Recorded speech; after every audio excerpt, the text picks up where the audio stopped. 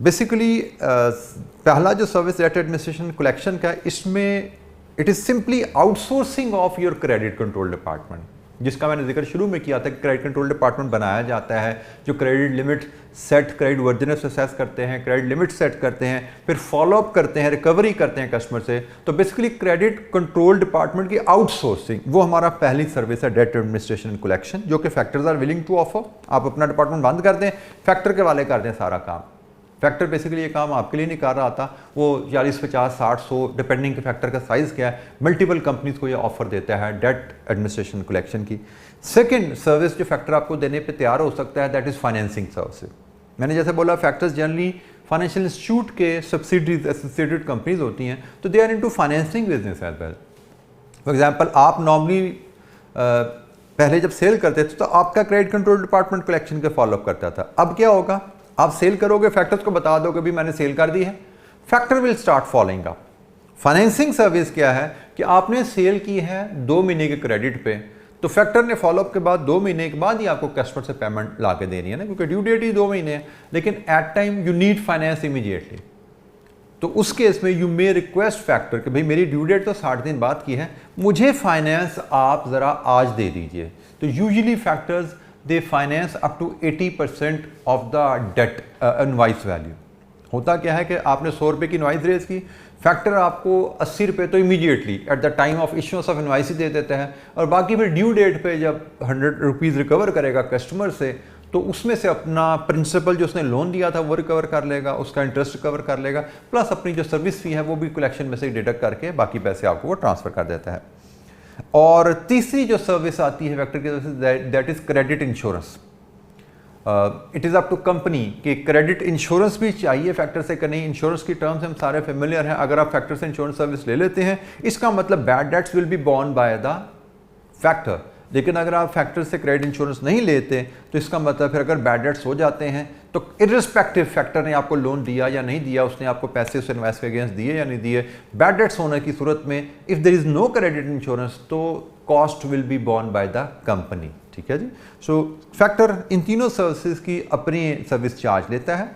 Date administration collection के लिए अलहदा चार्ज होगा, which will be may be 1 or 2% of the revenue से लिंक होता है। फाइनेंसिंग का अलहदा चार्ज होगा, मे बी 10 या 12%, what ever the rate will be coated bye the factor of the amount finance. और तीसरा क्रेडिट इंश्योरेंस है, वो भी एक डेटर्स की जो भी एक्स अमाउंट ऑफ वैल्यू होगी कि एनुअल प्रीमियम इतना आपको बता दिया जाएगा, वो डेटर्स या सेल से लिंक करके। तो वेल तीनों सर्विसेज हैं, आपने एक लेनी है, 2 लेनी है, तीनों लेनी है, ये आपकी स्वाबदीद है, आप ये अवेल कर सकते हैं। और देन इसके बाद आती है फैक्टर्स के फ़ायदे क्या, नुकसानात क्या हैं। ये जी हमारे पास लिस्ट है फ़ायदों और नुकसानात की। और यूजुअली हमें एग्जाम में जो आता है वो भी यही आता है कि एक फैक्टर ने हमें अपनी सर्विसेज ऑफर की हैं, तो should we avail the factoring services. तो कॉन्सेप्ट यहाँ पे भी वही है कि भाई कॉस्ट वर्सेस बेनिफिट कर लीजिए। जो फैक्टरिंग के एडवांटेजेस हैं वो फाइनेंशियल टर्म में ट्रांसलेट होके आपके एनुअल बेनिफिट्स बनेंगे। जो फैक्टरिंग के डिसएडवांटेजेस हैं उनकी फाइनेंशियल टर्म्स आपकी वो annual cost of the offer बनेगी। So cost versus benefit compare करके हम फैसला करेंगे। फैक्टरिंग सर्विसेज में एब्सोल्यूट वैल्यूज़ की बेसिस पे काम किया जाता है। एब्सोल्यूट बेनिफिट्स क्या हैं, एब्सोल्यूट कॉस्ट क्या हैं, लिस्ट हमारे सामने है। रिकवरी बेहतर हो जाती है जिससे डेटर डेज कम होंगे, इंटरेस्ट कॉस्ट में कमी आएगी। अपना क्रेडिट कंट्रोल डिपार्टमेंट बंद हो जाता है, एडमिन कॉस्ट सेविंग आती है, और टॉप मैनेजमेंट का टाइम भी करंट सेव होता है, क्योंकि एक डिपार्टमेंट आपके पास कम हो गया तो डिपार्टमेंट की सुपरविजन में जो टाइम जा रहा था वो कहीं बिजनेस डेवलपमेंट में कहीं पे आप इन्वेस्ट कर सकते हैं। डिसएडवांटेजेस ये हैं कि ये आउटसोर्सिंग इज़ यूजुअली कॉस्टली। अपना डिपार्टमेंट बंद करके बाहर से आप सर्विस लेते हैं तो आउटसोर्सिंग जनरली कॉस्टली तो होती है। Customers may be lost due to dealing of the factor. हमें ये भी ज़हन में रखना है कि हमारा अपना क्रेडिट कंट्रोल डिपार्टमेंट जब कस्टमर से डील करता है तो they are not just interested in recovering the amount, they are also interested in retaining the customer. जबकि फैक्टर में थिंक अदरवाइज, उसके दिन में ये हो गई मेरा काम, मुझे तो भाई पैसे रिकवर करने की कमीशन मिलनी है, तो वो बेशक वो रूडली बिहेव करे आपके कस्टमर से, जिसके से आपकी रेपुटेशन लॉस और कस्टमर लॉस आ सकता है। और फिर सिलेक्शन ऑफ कस्टमर पे भी आपका कंट्रोल लूज कर जाते हैं, क्योंकि अभी जब आपका डिपार्टमेंट चल रहा है तो किसको सेल करनी है किसको नहीं करनी इसका फैसला आपका डिपार्टमेंट करता है। लेकिन जब आपने आउटसोर्स कर दिया ये काम, तो अब कस्टमर की सिलेक्शन, क्रेडिट वर्थिनेस असेस करना, क्रेडिट लिमिट सेट करना, ये आपने काम सारा आउटसोर्स कर दिया। तो किसको सेल करनी है, किसको नहीं करनी, ये अब आपका स्टाफ फैसला नहीं कर रहा, ये एक्सटर्नल लोग फैसला कर रहे हैं, तो which may not be good for the company. अच्छा, जब इनको वैल्यूज़ में कन्वर्ट कैसे करने हैं उस पर हम बात करते हैं। Illustration 12, there are 3 illustration, then we have a comprehensive question from winter 19। Let's see कि आज हम ये चारों एक्टिविटीज़ कर पाते हैं। Let's start with illustration 12। Axis, illustration 12 की हम बात कर रहे हैं जी। Axis is a medium size company. हम इसकी रिक्वायरमेंट पढ़ते हैं जी। रिक्वायरमेंट क्या है जी? Determine the relative cost and benefit of using the factor in each of the following scenarios and advice the axis on the best course of action. So 2 offers हैं जी, एक फैक्टर ए है और एक फैक्टर बी है। इन दोनों offers का valuate करना है, लेकिन वैल्यूएशन से पहले हम ऊपर का केस पढ़ लेते हैं, एक्सिस की कहानी पढ़ लेते हैं, फिर 1 बाय 1 ऑफर पकड़ेंगे और उसको वैल्यूएट कर लेंगे। Axis is a medium-sized company producing a range of agricultural products which it sells to the wholesale distributors. Recently, its sales have begun to rise rapidly due to economic recovery. अच्छा जी, ये भी आपने याद रखना है कि फैक्टरिंग सर्विसेज किस तरह के इदारों के लिए यूजफुल है। Usually smaller organisation who can not afford to set up their own credit control department, and secondly rapidly growing organisation. क्योंकि जब आपने क्रेडिट कंट्रोल डिपार्टमेंट सेटअप तो कर लिया है, लेकिन जब एकदम बिजनेस आपका ग्रो करता है तो आपका जो डिपार्टमेंट है वो आपके बिजनेस एक्टिविटी लेवल से पीछे रह जाता है। वो मीट करने में, उसको टारगेट मीट करने में, जैसे हमने बात की थी ना, रिकवरी में डिले आने शुरू हो जाते हैं। वो इसलिए आते हैं कि कैपेसिटी से ज़्यादा काम एकदम आ जाता है, स्टाफ को एकदम डिपार्टमेंट को ग्रो करना, उसको ट्रेन करना मुश्किल होता है। तो ऐसी कंपनीज के लिए भी सोल्यूशन होता है कि आप अपना आउटसोर्सिंग ये डिपार्टमेंट कर दीजिए। तो यहाँ पे उसने ऐसी बात की है कि रैपिड ग्रोथ नजर आई है, जिसकी वजह से शायद उसको प्रॉब्लम आ रहे हैं। However it is concerned about its liquidity position and is looking at ways of improving cash flows. Its sales are 16 million per annum and average receivables are 3.3 million, representing about 75 days. Current receivable period क्या है? 75 days बता दिया। One way of speeding up calculation from receivable is to use a factor. ठीक है जी, current situation बता दी और factors का उसने बता दी जी। हम फैक्टर्स की मदद से काम बेहतर करना चाहते हैं। और एक फैक्टर की स्टोरी अब हम पढ़ते हैं जी, factor A. Factor A will operate on a service only. Service only basis मुराद debts administration and collection, service only, no financing, no insurance. आगे बाहर उसने एक्सप्लेन भी कर दिया, administering and collecting payment from Axis customer. This is expected to generate administrative saving of 100,000 each year. ये administrative saving से मुराद यहाँ पे ली जाती है अपना डिपार्टमेंट आप बंद कर देंगे तो जो आपकी एडमिनिस्ट्रेशन कॉस्ट में आपकी सेविंग आएगी। The factor has undertaken to pay outstanding debts after 45 days regardless of whether the customers have actually paid or not. The factor will make a service charge of 1.75% of Axis revenue. Axis can borrow at an interest rate of 8% per annum. अच्छा जी, factor ने आपको guarantee दी है जी, customer से 45 दिन में पैसा लाना मेरी जिम्मेदारी है, कस्टमर नहीं भी देगा तो मैं आपको दे दूंगा, बेशक वो बाद में दे दें। अब यहाँ पे तवज्जो जो आपकी चाहिए, यहाँ पे कोई इंश्योरेंस का जिक्र नहीं हुआ। उसने कहा जी सिर्फ पैसे 45 दिन में रिकवरी की जिम्मेदारी उठाई है, यहाँ पे इंश्योरेंस का जिक्र ही नहीं आया। और वो यहाँ से भी क्लियर है कि सर्विस ओनली बेसिस की बात हो रही है, कोई इंश्योरेंस नहीं है, कोई फाइनेंसिंग की यहाँ बात नहीं हो रही। आगे चलेंगे फाइनेंसिंग का इंश्योरेंस से भी डील करना सीखेंगे, बट फिलहाल उसने कहा जी हम 45 दिन में आपको पैसे ला के देना हमारी जिम्मेदारी है। कॉस्ट वर्सेस बेनिफिट हमें यहाँ पे करना है। फैक्टर की वैल्यूएशन एनुअल बेसिस पे की जाती है। आप एनुअल बेसिस पे कॉस्ट देखेंगे क्या है इस ऑफ़र की, और एनुअल बेसिस पे इस ऑफ़र के बेनिफिट्स देखेंगे क्या है। हम इस डाटा को पढ़े तो कॉस्ट की हमें एक ही सिर्फ फिगर यहाँ पे नज़र आ रही है, दैट इज़ सर्विस फ़ी। इसके अलावा हमें कॉस्ट एलिमेंट कोई नज़र नहीं आ रहा। हम एनुअल बेनिफिट अगर देखने जाएं तो बेनिफिट की भी हमें एक ही फिगर नज़र आ रही है, that is interest saving. Early recovery के through interest saving, sorry benefits दो हैं, एक इंटरेस्ट सेविंग है और एक एडमिन कॉस्ट सेविंग भी है। एडमिन कॉस्ट सेविंग, ये दो बेनिफिट यहाँ पे नज़र आ रहे हैं। And then we can see कि नेट में हमारे पास कॉस्ट है या बेनिफिट्स हैं। अच्छा जी, figures admin cost saving readily available है 100,000। ये सारी एनुअल एनालिसिस हमने करना है, ये आपको याद रखना है। इंटरेस्ट सेविंग की वर्किंग बिल्कुल उसी अंदाज में हम करेंगे जैसे हमने डिस्काउंट में सीखी थी, वो हम बाद में करते हैं। सर्विस फ़ी की कैलकुलेशन हम यहीं पे इसकी वर्किंग शो कर देते हैं। सर्विस फ़ी उसने कहा है जी फैक्टर ने चार्ज करनी है आपसे 1.75% ऑफ द रेवेन्यू। तो हमारा रेवेन्यू है जी 16 मिलियन इंटू 1.75% 280,000। अब हमारे पास इंटरेस्ट सेविंग का एक बेनिफिट अपने मैयर करना है, जिसके बाद हम नेट फाइनल बेनिफिट रिजल्ट देख सकेंगे। तो सबसे पहले वही इंटरेस्ट सेविंग का वर्किंग आपसे जो मैंने बात की थी, आप कैलकुलेट करते हैं annual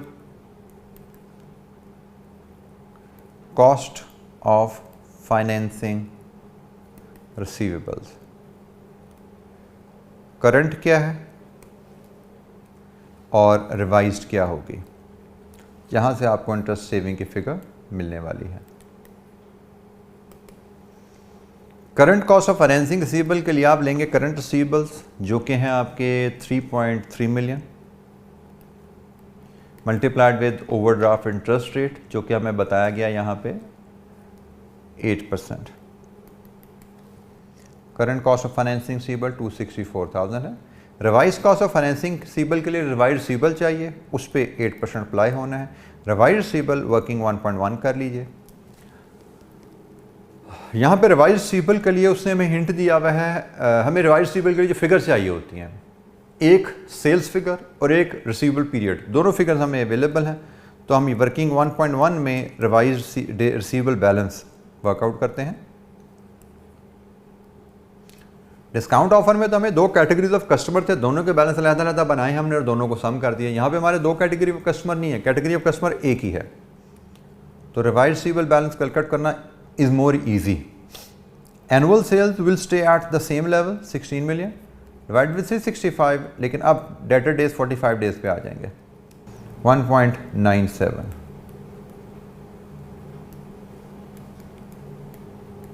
157,600।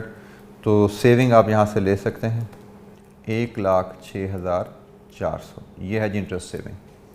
Current cost of financing receivable, current receivable balance into OD rate. Revise cost of financing receivable, revised receivable into OD rate. और रिवाइज रिसीवेबल यहाँ पे कहाँ से आया, सेल्स की फिगर हमारी बदलने नहीं वाली, डेटर डेज हमारे 45 पे आने वाले हैं। तो 1,06,400। और यहाँ से आप देख सकते हैं कि आपकी 2,06,400 आपकी टोटल बेनिफिट्स हैं और कॉस्ट आपकी आ रही है 280,000 की। तो नेट में आपकी कॉस्ट है and it is 73,600। So discount factoring offer not feasible. हमने अभी एवेल्यूएट की है ऑफ़र ए, ठीक है जी।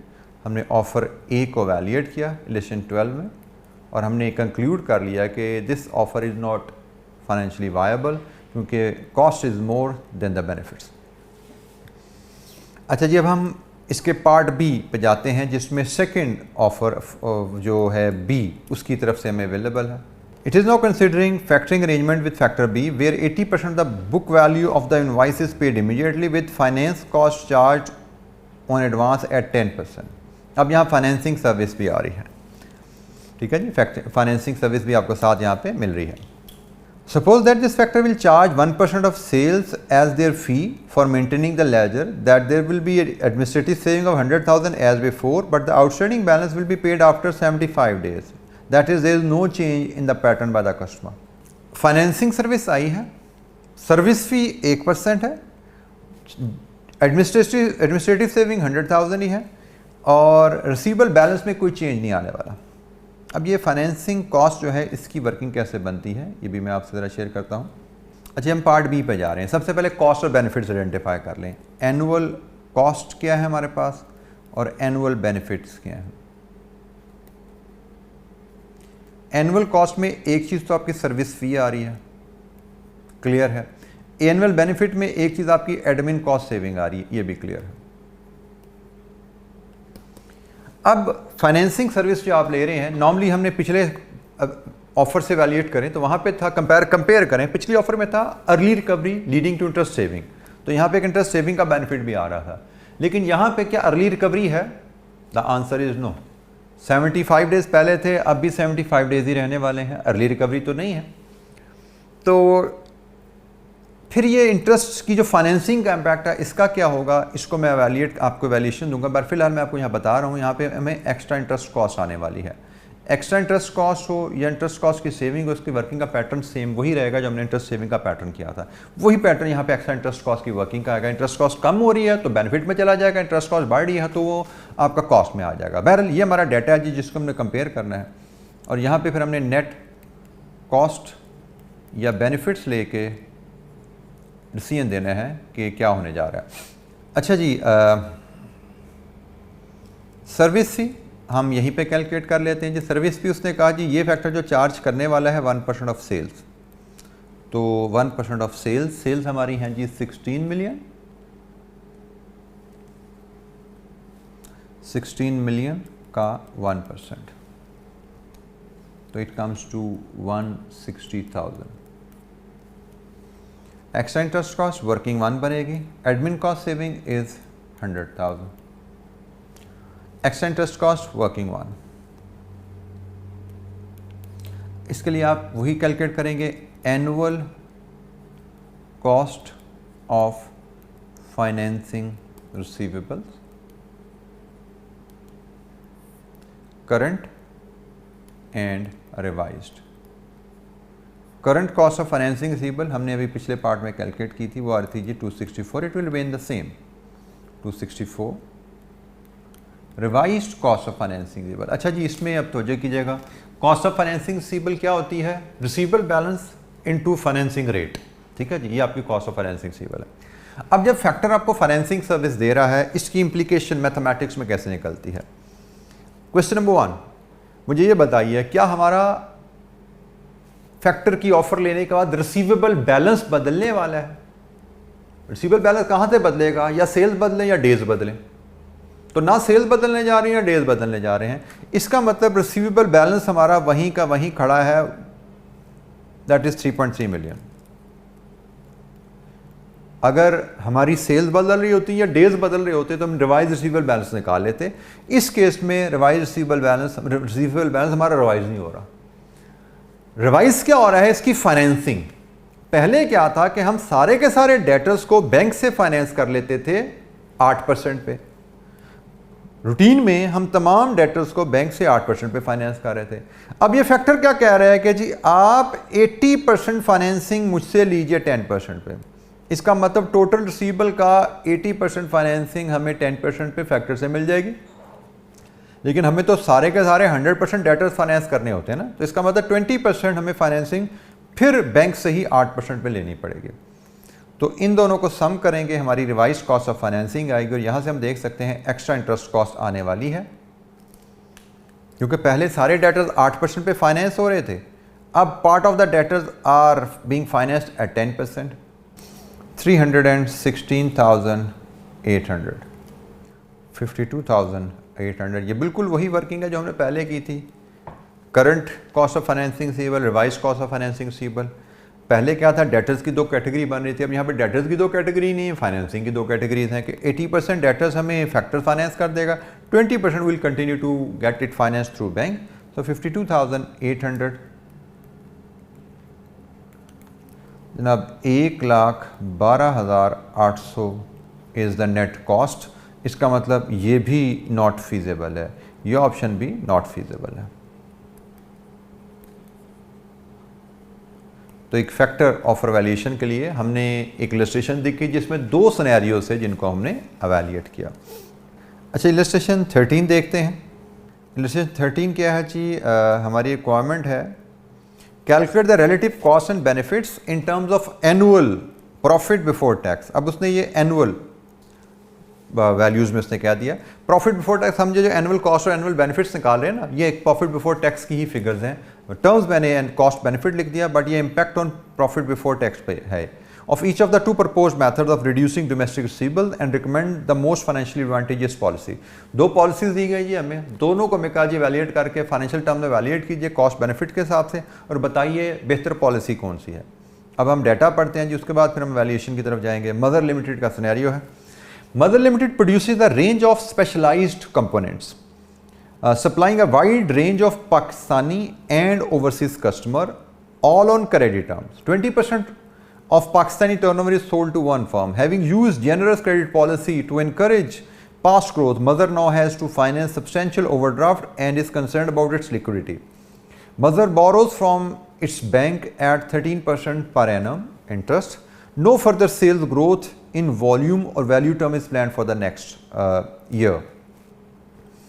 In order to speed up the collection from Pakistani customer, Mazhar is considering two alternative policies. अच्छा, ये पॉलिसीज़ क्या है? Option number 1, factoring on a without recourse. ये विदाउट रिकोर्स क्या है, इसको मैं एलैबोरेट कर देता हूँ आपको, आगे चल के तो वैसे आ जाएगी, लेकिन पहले मैं चलिए ये टर्म्स आपको समझा दूँ। फैक्टरिंग विदाउट रिकोर्स,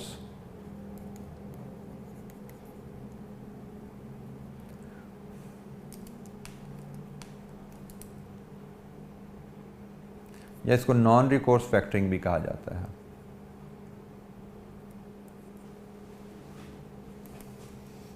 और अगेंस्ट इसके टर्म होती है फैक्टरिंग विद रिकोर्स या विद रिकोर्स फैक्टरिंग।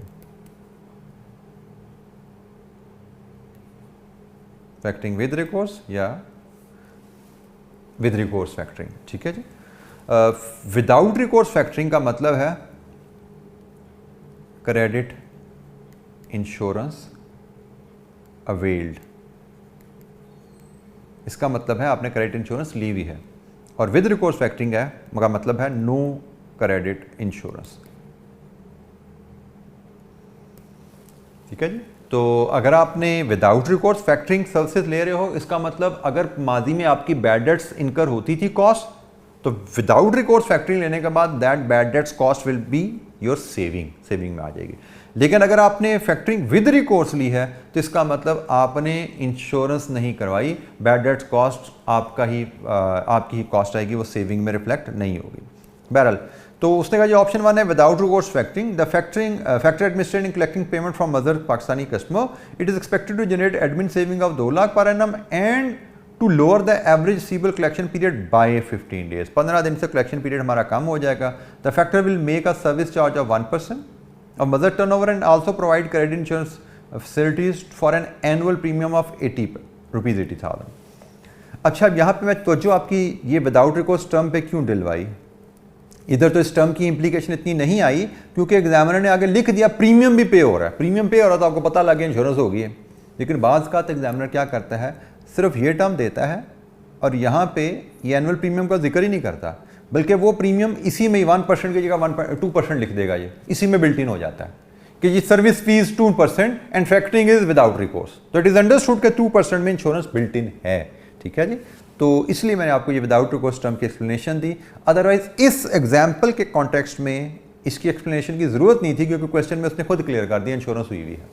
एनीवेज, तो ये जी ऑप्शन नंबर 1 आ गई। ऑप्शन नंबर 2 है डिस्काउंट की। ऑप्शन नंबर 2 को हम बाद में पढ़ते हैं, पहले हम ऑप्शन नंबर 1 को ही डील कर लें जी। 2 डाटा हम पढ़ेंगे ऐसे कंफ्यूज होंगे। पहले हम ऑप्शन नंबर 1 को ज़रा एवेल्यूएट कर लेते हैं कि क्या कहानी है इसमें। सॉरी, इस ऑप्शन नंबर 2 के साथ सर हमें सेल्स का डाटा चाहिए होगा, वो नीचे आ रहा है जी हमारे पास सेल्स। ये है जी extract from most recent financial statement, जिसमें हमें sales all on credit, local and export given है। फिर कॉस्ट ऑफ सेल्स में operating profit, current assets, inventories, receivable balance क्या हमारा ये भी गिवन है। सेल्स भी आ गई, सारी क्रेडिट पे हैं, रिसीवेबल बैलेंस भी आ गया हमारे पास जो हमें इन्फॉर्मेशन चाहिए।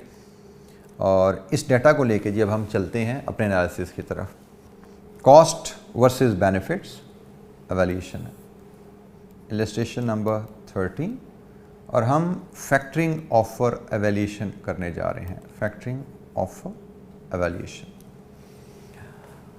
फैक्टरिंग ऑफर एवेल्यूएशन में एनुअल कॉस्ट और एनुअल बेनिफिट्स हम देखेंगे।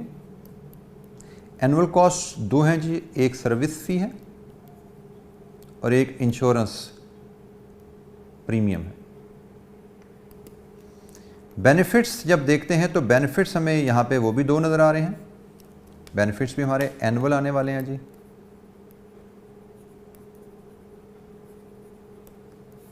बेनिफिट्स में एक हमारी एडमिन कॉस्ट सेविंग है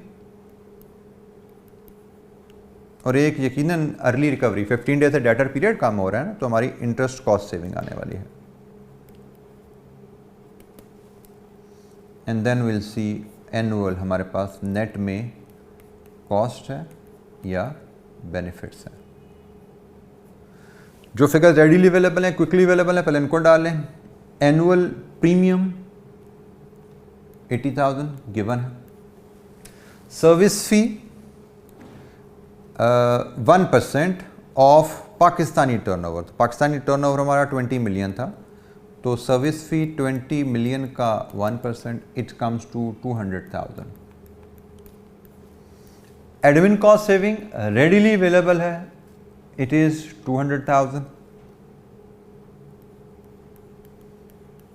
इंटरेस्ट सेविंग वर्किंग नंबर 1, ये वही इंटरेस्ट सेविंग जो मैंने डिस्काउंट में भी शेयर की थी, पिछले एग्जाम्पल में भी शेयर की, वही वर्किंग यहाँ पे दोबारा आ रही है, working 1। Annual cost of financing receivables, current and revised.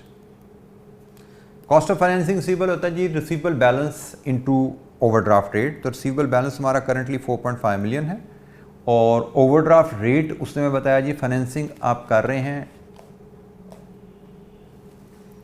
Mother borrows from its bank at 13% पे 585,000। This is your current cost of financing receivable. Revise cost of financing receivable के लिए आपको रिवाइज बैलेंस चाहिए इनटू 13%, और revise balance कहाँ से आने वाला है, तो उसके लिए वर्किंग 1.1 बनाते हैं। रिवाइज बैलेंस के लिए हमें जो फिगर्स चाहिए होती हैं, आपको पता है जी रिवाइज्ड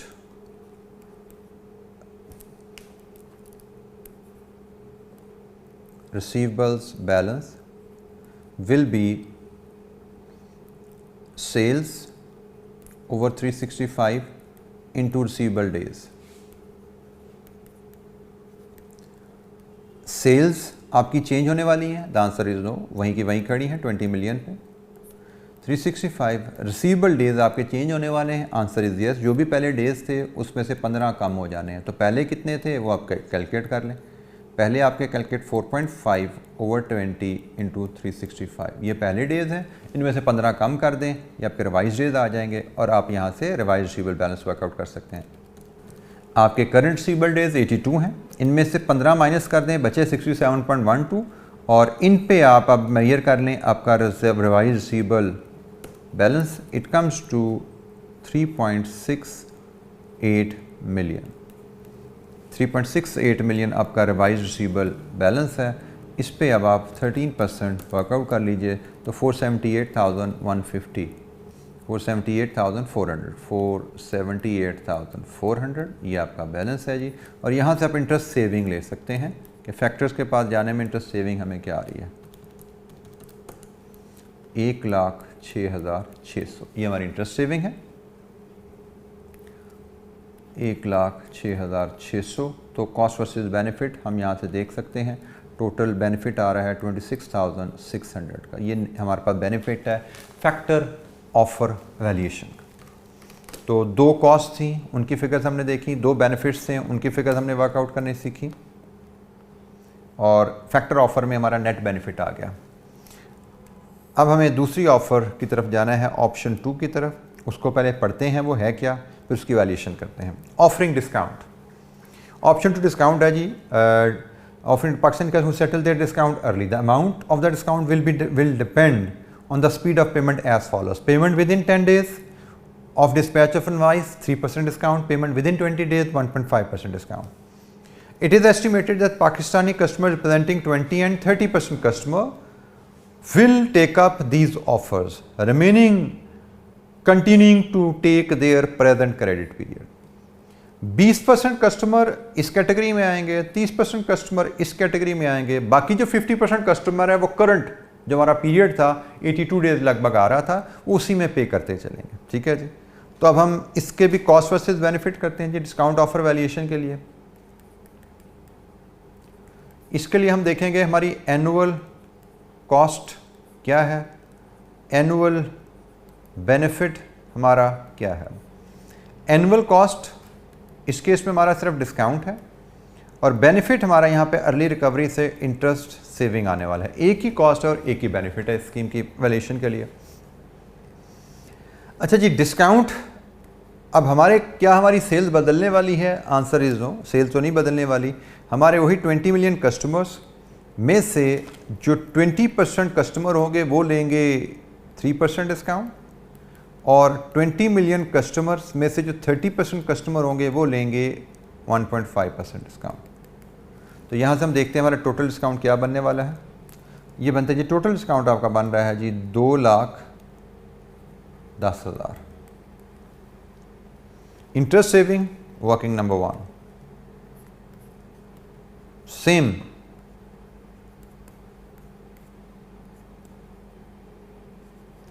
वही पैटर्न इंटरेस्ट सेविंग का जो हम पिछली कई एग्जाम्पल से करते आ रहे हैं। Annual cost of financing receivables, इसमें आप लेंगे करंट और इसमें आप लेंगे revised. Current cost of financing receivable तो पिछले पार्ट में हमने कैलकुलेट किया, that was 585,000, we don't have to rework it. Revise cost of financing receivable के लिए आपको रिवाइज रिसीवेबल चाहिए, उसका 13% आपने लेना है। रिवाइज रिसीवेबल कहाँ से आएगा? वर्किंग 1.1। अब डिस्काउंट ऑफर में आपकी कस्टमर की कैटेगरीज बनती हैं। अब आपकी कस्टमर की यहाँ पे 3 कैटेगरीज हैं। एक 3% डिस्काउंट वाले जो विद इन 10 डेज पे कर रहे हैं, एक 1.5% डिस्काउंट वाले जो विद इन 20 डेज पे कर रहे हैं, और एक 0 डिस्काउंट वाले जो पे कर रहे हैं 82 डेज में। ठीक है जी। अब इनके अगेंस्ट हम बैलेंस हर एक कैटेगरी का वर्कआउट कर लेते हैं। 3% कैटेगरी में 20 मिलियन का 20% कस्टमर है, लेकिन 3% डिस्काउंट के बाद नेट सेल्स मैंने आपसे शेयर किया था, रिसीवेबल बैलेंस नेट सेल्स पे वर्कआउट किया जाता है। ये नेट सेल्स हैं इस कैटेगरी की, डिवाइड विद 365 इंटू 10, ये इनका बैलेंस आ गया जी। दूसरी कैटेगरी में 20 मिलियन कस्टमर्स का 30% फॉल करते हैं, और 1.5% डिस्काउंट का मतलब नेट सेल्स आर 98.5%। इनका क्रेडिट पीरियड 20 डेज है, और जो रिमेनिंग 20 मिलियन का 50% बचा, इनका क्रेडिट पीरियड आपका 82 डेज है। ये जी हमारे पास 3 कैटेगरीज ऑफ कस्टमर हैं। यहाँ से हम रिवाइज्ड रिसीवेबल्स बैलेंस वर्कआउट कर सकते हैं।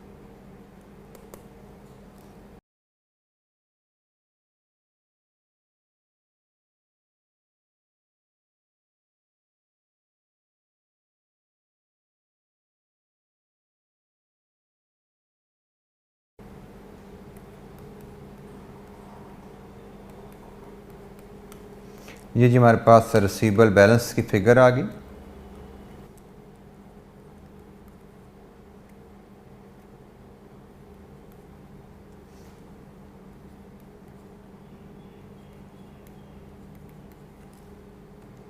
थर्टीन % के हिसाब से ये कॉस्ट आ रही है 347,973, और सेविंग लें तो ये आती है जी 237,027। ये हमारी इंटरेस्ट सेविंग की फिगर आ गई। सालाना इंटरेस्ट सेविंग 237,027, और नेट में बेनिफिट है it is 27,027। So discount offer में नेट बेनिफिट 27 है, और फैक्टर ऑफर में नेट बेनिफिट 26 है। हमसे पूछा गया है मोस्ट फाइनेंशियली एडवांटेजेस पॉलिसी कौन सी है, तो इंडीड जहाँ पे नेट बेनिफिट ज़्यादा है वो फाइनेंशियली ज़्यादा बेनिफिशियल है। Discount offer is financially more beneficial. This was the requirement कि बताइए हमारे लिए कौन सी पॉलिसी ज़्यादा बेनिफिशियल है। तो वो हमने बता दिया जी कि ज़्यादा हमारे लिए बेनिफिशियल पॉलिसी कौन सी है। अच्छा जी, ये तो हो गया एक कॉस्ट वर्सेस बेनिफिट का एनालिसिस। अगर हमें डिस्काउंट ऑफर वैल्यूएशन को कहा जाए तो कॉस्ट वर्सेस बेनिफिट हमने कैसे करना है, अगर हमें फैक्टर ऑफर वैल्यूएशन कहा जाए तो कॉस्ट वर्सेस बेनिफिट कैसे करना है। लेकिन इस सवाल को पूछने का एक डिफरेंट वेज भी होता है। एक तो ना ऑफर वैल्यूएट कर दें, तो ऑफर वैल्यूएट करना cost versus benefit is a good tool, लेकिन एट टाइम एग्जामिनर इस सिनेरियो को एक डिफरेंटली क्वेश्चन में पूछता है। जैसे हम इलस्ट्रेशन 14 में देखिए ज़रा। इलस्ट्रेशन 14 में क्या कह रहा है, evaluate the proposal to factor the sale ledger by comparing existing receivable cost with those would result from the using the factor। तो ये बेसिकली कॉस्ट वर्सेस कॉस्ट कह रहा है। कॉस्ट वर्सेस बेनिफिट और cost versus cost, these are two different ways of dealing with the same situation. तो मैंने अभी तक आपसे जितनी एग्जांपल डिस्कस की वो कॉस्ट वर्सेस बेनिफिट के एंगल से थी, बट हमें कॉस्ट वर्सेस कॉस्ट के एंगल से भी सवाल पूछा जा सकता है। तो ये एक सवाल मैं आपसे बेसिकली कॉस्ट वर्सेस कॉस्ट से भी करके दिखा देता हूं, और फिर कॉस्ट वर्सेस बेनिफिट से भी हम देख लेंगे। It will give the same result same decision, कोई फर्क नहीं है, सिर्फ प्रेजेंटेशन का, कैलकुलेशन का तरीका जरा फर्क होता है। लेकिन आपको ये एंगल भी आना चाहिए कि अगर एग्जामिनर कहता ही कॉस्ट वर्सेस कॉस्ट है, ठीक है जी, कि current cost of managing receivable क्या है, revise cost of managing receivable क्या होंगी अगर हम सर्विसेज ले लेते हैं, तो बताइए। फिर कॉस्ट वर्सेस कॉस्ट में भी डिसीजन बड़ा सिंपल है। अगर रिवाइज कॉस्ट करंट कॉस्ट से कम है तो you will support the factoring services, लेकिन फैक्टरिंग के इंट्रोडक्शन से अगर रिवाइज कॉस्ट बढ़ जाती है करंट कॉस्ट से, तो then you will oppose, reject the factoring offer. ठीक है जी। तो how to deal with cost versus cost comparison, उसके लिए हम ये इलस्ट्रेशन 14 देखने जा रहे हैं जी, which is in looking to reduce the working capital funding requirement, the financial controller of SGS Limited is considering factoring credit sales. The company's annual turnover is 2.5 billion, of which 90% are credit sales. ये ज़हन में रखना है कि सारी debtors management, factoring management is all about managing credit sales. यहाँ पे अब उसने टोटल सेल्स में क्रेडिट सेल्स अलहदा डाल दी है, कैश सेल भी एलिमेंट आ गया। Bad debts are typically 3% of credit sales. Current receivable period is 2.5 months. The offer from the factory is conditional on the following. The factor will take over the ledger, sales ledger of SGS. Ledger take over करने से मुराद अपना credit control department बंद कर दीजिए आप। 80% of the value of the credit sale will be advanced immediately. मतलब financing services के जो कॉन्सेप्ट हमने पीछे एक एग्जाम्पल में डील किया था, 80% ये फाइनेंस आपको लोन देगा as soon as sales are made to the customer. The remaining 20% will be paid to the company 1 month later. मतलब बाकी के बारे में कह रही है 1 महीने बाद मैं आपको पे करूंगा। गालबन आपका जो पीरियड वो 1 मंथ पे लाना चाह रहा है। करंटली जो 2.5 महीने पे है वो 1 मंथ पे लाना चाह रहे जी, 80% इमीडिएटली दे दूंगा और बाकी 1 महीने बाद। The factor charges 15% per annum, factor charges 15% per annum credit sale for advancing funds. जो लोन दे रहा है उस पर 15% लोन है जी। एडवांसिंग फंड मतलब लोन पे 15%, don't get confuse by the sale. ठीक है जी, जो लोन दे रहा है उसका 15% चार्ज करेगा। The factor is normally able to recover reduce the receivable collection period to 1 month. 1 महीने तक उसने कलेक्शन पीरियड ले आना है, इसीलिए आपको वह कह रहे हैं जी रिमेनिंग आपको 20% जो है वो 1 महीने बाद मिल जाएगा। तो the factor offers a no recourse, non recourse, without recourse एक ही बात है, मतलब क्रेडिट इंश्योरेंस है facility where by the take on the responsibility of dealing with the bad debts. The factor is normally able to reduce bad debts to 2%। Currently 3% bad debts हैं और factor इसको 2% पे ले आएगा। फैक्टर इसको 2% पे ले जाए, 6 पे ले जाए। मैंने जब इंश्योरेंस करा ली तो मुझे को मैटर करता है? The answer is no. मेरी पहले फैक्टरिंग से पहले 3% बैड डेट कॉस्ट आती थी, फैक्टरिंग के बाद मेरी कॉस्ट 0 है। अब फैक्टर उसको 2 पे ले जाए, 10 पे ले जाए, मेरे से कोई फर्क नहीं पड़ता। जब मैंने इंश्योरेंस पे कर दी तो मेरे लिए the whole 3% will be saved. ठीक है जी, तो ये 2% मेरे लिए रेलेवेंट नहीं है, आपको बताने का मतलब। A charge for factoring service of 4% of credit sales will be made. ये administrative services आ गई। A one-off payment of 25 million is payable to the factor. The salary of the sale ledger administrator is 12.5 million. Would be saved under the proposal, and overhead cost of credit control department amounting 2 million per annum would have to be reallocated. SGS cost of overdraft finance is 12%. SGS pays its sales force on a commission only basis. The cost of this is 5% of credit sales and payable immediately. Sales are made immediately as sales are made. There is no intention to alter this arrangement under the factoring proposal. Sales commission जाती है जी salesman को, और उन्होंने कहा जी अब factor आ जाएगा, उससे proposal में चेंज नहीं होने वाला। तो by the way sales commission debt administration cost नहीं है। जो यहाँ पे उसने कहा ना कॉस्ट वर्सेस कॉस्ट कि जी एग्जिस्टिंग रिसीवेबल कलेक्शन कॉस्ट, तो जो सेल्स कमीशन है उसका रिसीवेबल कलेक्शन कॉस्ट से कोई ताल्लुक नहीं है। ये एक एक्स्ट्रा इरेलेवेंट इन्फॉर्मेशन है हमारे लिए। बहरहाल रेलेवेंट होती भी तो उसने कहा जी फैक्टर आए या ना आए, इसमें तो बदलना ही नहीं है। तो जो कॉस्ट किसी चेंज से नहीं चेंज होती वो वैसे ही रेलेवेंट हो जाती है। तो 2 वेज हैं जिसमें हम कहते हैं ये कॉस्ट इरेलेवेंट है। अच्छा, जब हमें current cost of managing receivable लेनी है, revise cost of managing receivable लेनी है और उनको कंपैरिजन करके बताना है हमारा डिसीजन क्या है। इलस्ट्रेशन नंबर 14 की बात कर रहे हैं हम इसमें cost of managing receivables, current, revised और नेट क्या आ रहा है उस पर बात करेंगे। करंट के लिए वर्किंग 1 ले लेंगे, रिवाइज के लिए वर्किंग 2 ले लेंगे और फिर फैसला करेंगे नेट में हमें सेविंग है या लॉस है। तो सबसे पहले हम working 1 current cost of managing receivable, ठीक है जी, इस पर जाते हैं। करंटली हम जो रिसीवेबल मैनेजमेंट कर रहे हैं उसमें हमारे क्या क्या खर्चे हो रहे हैं। करंटली रिसीवेबल मैनेजमेंट में हमारे जो खर्चे हो रहे हैं, एक तो हमारी सैलरी है, सैलरी ऑफ एडमिनिस्ट्रेटर। करंटली चूंकि हम डिपार्टमेंट खुद चला रहे हैं, हमारी बैड डेट्स कॉस्ट भी इनकर हो रही है। करंटली हम डिपार्टमेंट खुद चला रहे हैं तो करंटली हम डायरेक्टर की फाइनेंसिंग की इंटरेस्ट कॉस्ट भी इनकर हो रही है। एक कॉस्ट का उसने जिक्र किया हुआ है ओवरहेड कॉस्ट। तो जो ओवरहेड कॉस्ट क्या एट्रीब्यूटेबल हैं? तो answer is no. Attributable overhead वो होते हैं जो डिपार्टमेंट बंद करने से सेव हो जाए, ठीक है। यहां पे उसने क्लियरली कहा कि आप डिपार्टमेंट जब बंद कर देंगे तो ये ओवरहेड किसी और डिपार्टमेंट के जिम्मे लग जाएंगे, मतलब ये डिपार्टमेंट ये कॉस्ट सेव नहीं होने वाली। इसका मतलब ये जो 2 मिलियन है ये इस डिपार्टमेंट की वजह से इनकर नहीं हो रहे, एब्जॉर्ब किए जा रहे हैं, इसको एलोकेट किए जा रहे हैं, लेकिन इस डिपार्टमेंट की वजह से इनकर नहीं हो रहे। इसलिए करंट कॉस्ट में हमारी एक सैलरी आएगी, एक बैड डेट्स आएगी, एक इंटरेस्ट कॉस्ट आती है, और कोई करंट कॉस्ट में हमारे पास एलिमेंट शायद यहाँ पे मुझे अभी नज़र नहीं आ रहा, कोई मिस हुआ तो हम ऐड कर लेंगे। यूजुअली हम इधर 1-2 लाइन ऐसी वर्किंग में नीचे छोड़ देते हैं ताकि लेटर ऑन कोई चीज़ हमें क्लिक हो, गलती हो तो हम उसको यहाँ पे ले सकें। और ये सारा डाटा हम एनुअल बेसिस पे ही ले रहे हैं, ठीक है जी। Managing cost of annual cost of managing receivable, ये सारा डाटा एनुअल हम ले रहे हैं। तो सैलरी ऑफ एडमिनिस्ट्रेटर, इसके बारे में उसने बताया हुआ जी, the salary of administrator is 12.5 million per annum. Rupees in million में है जी डाटा, तो हम इस तरह ले लेते हैं, 12.5 मिलियन है, ये आपकी कॉस्ट आ गई। बैड डेट्स कॉस्ट का ये करंटली 3% ऑफ क्रेडिट सेल्स हैं। तो आपकी सेल्स हैं 2.5 मिलियन का मतलब 2500 बिलियन का मतलब 2500 मिलियन का 90% ये आपकी क्रेडिट सेल्स है और का 3% आपका बैड डेट्स है 67.5 मिलियन।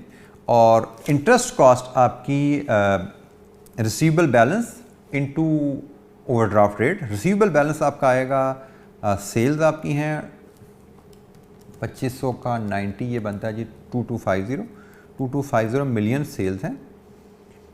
ये आपकी ग्रॉस सेल्स हैं, इनमें ये आपका बैड डेट आ जाना है 3%, तो नेट सेल्स 97%। यहाँ पे तवज्जो कीजिएगा, आपकी सेल्स में डिस्काउंट आ जाए तो भी नेट सेल्स पे रिसीवेबल बैलेंस वर्कआउट किया जाता है। आपकी सेल में बैड डेट्स आ जाएं तो भी नेट सेल्स पे रिसीवेबल बैलेंस वर्कआउट किया जाता है। तो sales should be adjusted for discount, sales should be adjusted for bad debts while calculating the receivable balance, ठीक है जी। जैसे मैंने पहले भी बोला कि लगभग 99.9% केसेस ICAP में या 99% कह लें सेफली आपको ऐसे मिलेंगे जिसमें सेल्स को डिस्काउंट के लिए भी और बैड डेट्स के लिए भी एडजस्ट किया जाता है, फिर रिसीवेबल बैलेंस वर्कआउट किया जाता है। तो यहाँ पे बैड डेट्स हैं तो हमने सेल्स को बैड डेट्स के लिए एडजस्ट किया, कोई डिस्काउंट की यहाँ पे जिक्र नहीं है। तो ये हमारे पास नेट सेल्स है जी, और नेट सेल्स से हमने रिसीवेबल बैलेंस पे जाना है तो डिवाइड बाई 12 इंटू 2.5, क्योंकि हमारा पीरियड मंथ्स में है तो साल की सेल, 1 महीने की सेल, 2.5 मंथ्स की सेल, ये हमारा रिसीवेबल बैलेंस आ गया। Receivable balance into overdraft rate, उसने कहा जी करंटली आप 12% से फाइनेंस कर रहे हैं, तो ये हमारे पास 54.56 मिलियन 134.56 मिलियन ये हमारी current cost of managing receivable है 134.56। अब हम revised cost of managing receivable देखते हैं। अगर हम फैक्टर के पास चले जाएं तो वर्किंग 2, तो हमारी कॉस्ट क्या क्या होंगी। हम फैक्टर के पास जाएंगे तो हमारी सर्विस फी आएगी,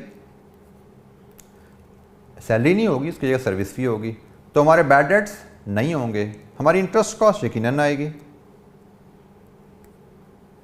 इंटरेस्ट कॉस्ट भी हमारी आएगी। और कोई एलिमेंट जो फैक्टर के पास जाने से आने वाला है, बैड डेट्स 2% पे आएंगे, रेलेवेंट नहीं है। वन ऑफ पेमेंट का जिक्र है जी, वन ऑफ पेमेंट है एक, इसको भी डिस्कस करने की ज़रूरत है, इसमें कुछ डिस्कशन एलिमेंट है। सेल्स कमीशन का कोई ताल्लुक नहीं यहाँ पे जनाब। ये हमारे पास 3 शायद फैक्टर्स बनते हैं।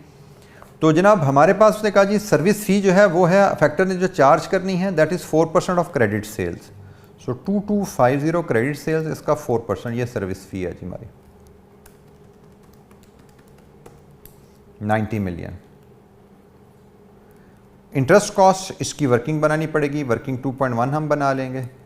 वन ऑफ पेमेंट को पहले डिस्कस कर लीजिए जी। यहाँ पे आपकी जो तवज्जो चाहिए, ये सारा डाटा जो हम कैलकुलेट कर रहे हैं ये एनुअल कॉस्ट बना रहे हैं।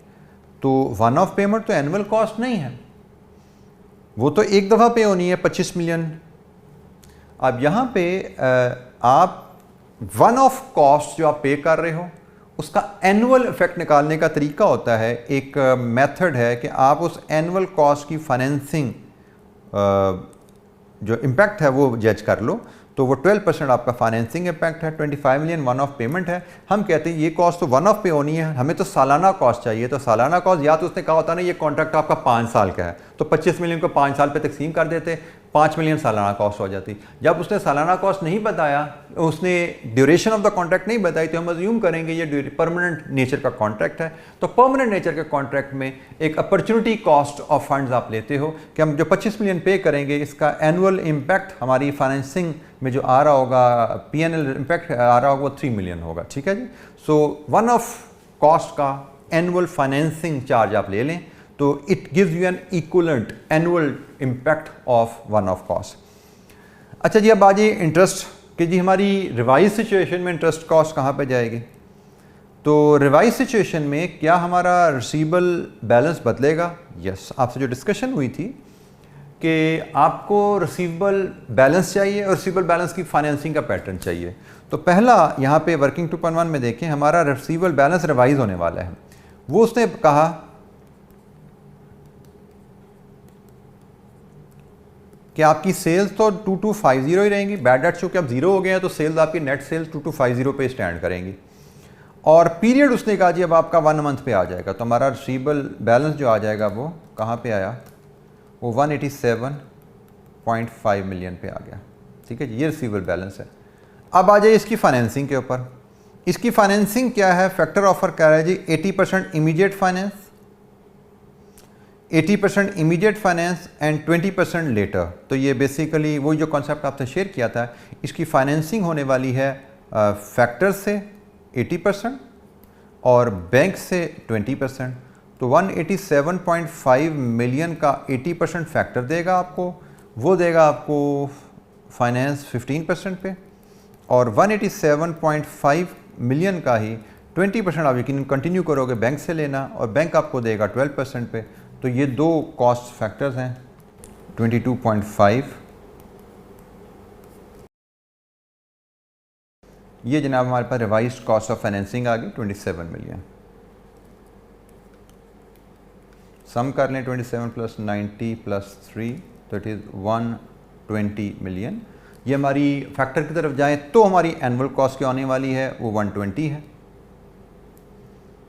और हम देख रहे हैं कि हमें तो नेट में सेविंग है फैक्टर के पास जाने में, और सेविंग आ रही है आपकी 14.56 मिलियन। ठीक है जी, ये आपकी सेविंग है। तो यहाँ से हम डिसीजन ले सकते हैं कि हमें फैक्टर ऑफर एक्सेप्ट कर लेनी चाहिए, accept factoring offer. Cost versus cost हमने किया, this is not cost versus benefit. अच्छा, जब यही एनालिसिस में अगर आपसे शेयर करता, अगर हम उसने कॉस्ट वर्सेस कॉस्ट ना कहा था, उसने सिंपली लिखा था एवेल्यूएट ऑफर।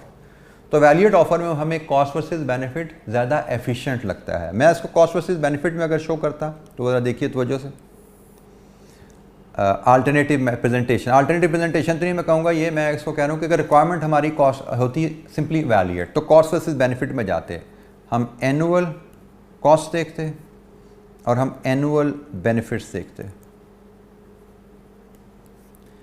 एनुअल कॉस्ट में हमें सर्विस फी मिलनी थी, एनुअल कॉस्ट में हमें वन ऑफ पेमेंट मिलनी थी, बेनिफिट्स में हमें एडमिन कॉस्ट सेविंग मिलनी थी, बेनिफिट्स में हमें इंटरेस्ट सेविंग मिलनी थी। देखते हैं इसके अलावा कोई एलिमेंट। अगर सर्विस फी, अब ये मैं वर्किंग दोबारा रिपीट नहीं कर रहा, वर्किंग मैं वही यूज़ कर रहा हूँ जो पिछले पार्ट में की हुई है हमने। सर्विस फी हमारी है जी 90 मिलियन। वन ऑफ पेमेंट का एनुअल इम्पैक्ट हमने मेजर किया हुआ है 3 million.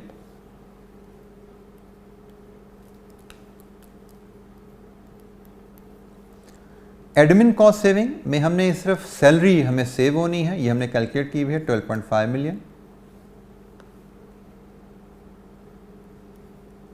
Bad debt saving is another value जी, मैं जो भूल गया, बैड डेट सेविंग भी हमारी है।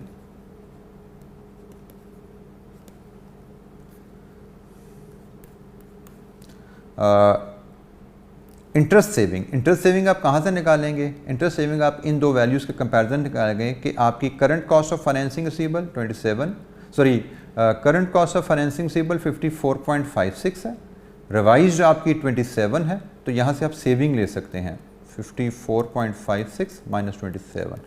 तो ये वर्किंग रेफरेंस वही है जो हमने ऊपर की हुई है। और बैड डेट्स हमने यहाँ पे कैलकुलेट किया हुआ जी, हमारा बैड डेट्स आ रहा था ये 67.5। कॉस्ट वर्सेस बेनिफिट अगर हम करें 93 आपकी कॉस्ट है और benefits 14.56, this is your net benefit. और ये एग्जैक्टली वही वैल्यू है जो हमने यहाँ पे ये मेजर की है। नेट बेनिफिट, नेट सेविंग 14.56 ही आ रहा है कॉस्ट वर्सेस कॉस्ट से। अगर कॉस्ट वर्सेस बेनिफिट भी करें तो वही 14.56 ही आता है। डिसीजन हमारा वही है, वैल्यू भी वही है जिसके ऊपर हम फैसला कर रहे हैं, ठीक है। तो हमारे डिसीजन में और वैल्यू में, जिस वैल्यू को देखकर हम डिसीजन ले रहे हैं, कोई चेंज नहीं है, कॉस्ट वर्सेस कॉस्ट हो या कॉस्ट वर्सेस बेनिफिट हो। लेकिन ये थोड़ा डिफरेंट क्वेश्चन था कॉस्ट वर्सेस कॉस्ट के रेफरेंसेस, सो आई थॉट कि ये भी आपको एंगल पता होना चाहिए। एग्जामिनर बाद औकात आपकी रिक्वायरमेंट इस तरह से कर देता है adjust, so you have to read the requirement carefully ध्यान से सवाल पढ़ेंगे और रिक्वायरमेंट के मुताबिक उसको एड्रेस करेंगे। आज के इतना ही जी। अभी इसमें मजीद हमें एक कंप्रीहेंसिव एग्जामिनल क्वेश्चन देखेंगे डेटर्स के ऊपर, और उसके बाद फिर हम क्रेडिटर्स पे बात करेंगे, इन्वेंट्री पे बात करेंगे, कैश पे बात करेंगे। तो नेक्स्ट लेक्चर में इंशाअल्लाह हम क्रेडिटर्स, इन्वेंट्री और कैश पे भी बात कर रहे होंगे, along with comprehensive examination question on this debtors management. Thank you. अस्सलाम वालेकुम।